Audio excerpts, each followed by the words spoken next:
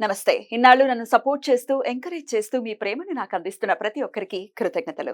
అలాగే ఈ వీడియో కూడా ఖచ్చితంగా మీకు ఉపయోగపడుతుంది. లైక్, షేర్ అండ్ సబ్స్క్రైబ్ చేసి మీ సపోర్ట్‌ని నాకు అందించండి. అలాగే ఈ వీడియో పట్ల మీకున్న అభిప్రాయాన్ని కామెంట్ సెక్షన్‌లో కామెంట్ చేసి తెలియజేయండి. ఇప్పుడు వీడియోని చూద్దాం. నమస్కారం. రేపటి విశిష్టతని ఒకసారి చూద్దాం. రేపు 25వ తారీఖు జూన్ నెల 2024వ సంవత్సరం మంగళవారం. శ్రీ క్రోధినామ సంవత్సరం ఉత్తరాయణం గ్రీష్మ ఋతువు. రేపు జ్యేష్ఠమాస బహుళపక్ష చవితి తిథి రాత్రి 11:10 వరకు, తదుపరి పంచమి తిథి. శ్రవణ నక్షత్రం మధ్యాహ్నం 2:32 వరకు, తదుపరి ధనిష్ట నక్షత్రం. వైద్యుతి యోగం ఉదయం 9:06 వరకు, తదుపరి విష్కుంభ యోగం. భవకరణం మధ్యాహ్నం 12:17 వరకు, బాలవకరణం రాత్రి 11:10 వరకు, ఆపై కౌలవకరణం ఉంటాయి. నక్షత్రవర్జం సాయంత్రం 6:18 నుండి 7:48 వరకు. అమృతకాలం తెల్లవారుజామున 4:44 నుండి ఉదయం 6:14 వరకు.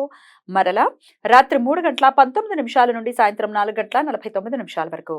హైదరాబాద్ ప్రాంతం వారికి రేపు సూర్యోదయం ఉదయం 5:44, సూర్యాస్తమయం సాయంత్రం 6:54, చంద్రోదయం రాత్రి 10:05, చంద్రాస్తమయం ఉదయం 8:46. అభిజిత్ ముహూర్తం ఉదయం 11:53 నుండి మధ్యాహ్నం 12:45 వరకు.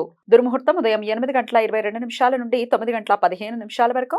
మరలా రాత్రి 11:14 నుండి 11:57 వరకు. రాహుకాలం మధ్యాహ్నం 3:36 నుండి సాయంత్రం 5:15 వరకు. గుళిక కాలం మధ్యాహ్నం 12:19 నుండి 1:58 వరకు. యమగండం ఉదయం 9:01 నుండి 10:40 వరకు. రేపు సంకష్టహర చతుర్థి. అలాగే చంద్రోదయం రాత్రి 10:05 అవుతుంది. జ్యేష్ఠ మాసంలో వచ్చే సంకష్టహర చతుర్థిని కృష్ణపింగళ సంకష్టహర చతుర్థి అని పిలుస్తారు. రేపు భక్తులు ఉపవాసం ఉండి మట్టితో చేసిన గణపతి ప్రతిమని బియ్యపు పిండి ముగ్గుతో వేసిన శ్రీ శక్తి గణపతి యంత్రం మీద ప్రతిష్ఠించి ఎర్రటి పూలతో గణపతిని పూజించడం వలన వారు ఎదుర్కొంటున్న క్లిష్ట సమస్యలు తొలగిపోతాయని, విద్యార్థులకు జ్ఞాపక శక్తి పెరుగుతుంది అని నమ్మకం.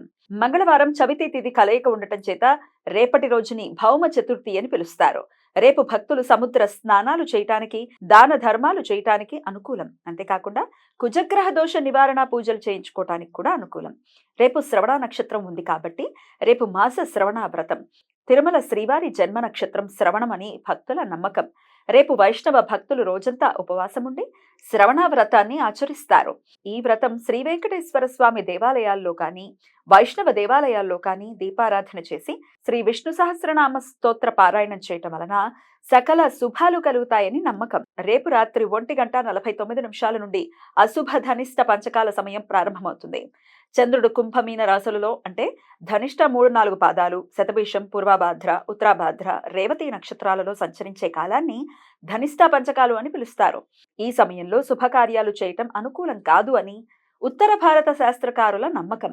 తెలుగు ప్రాంతాలలో అశౌచ విషయాలలో మాత్రమే ధనిష్ట పంచకాలకి ప్రాధాన్యత ఇస్తారు. ఈ సమాచారాన్ని మనకు అందించిన వారు మేడికొండూరు విశ్వనాథ్ ప్రసాద్ గారు. ఆయనకు కృతజ్ఞతల్ని తెలియజేస్తూ గణపతి స్మరణతో సమస్త సన్మంగళాని భవంతు. నమస్కారం.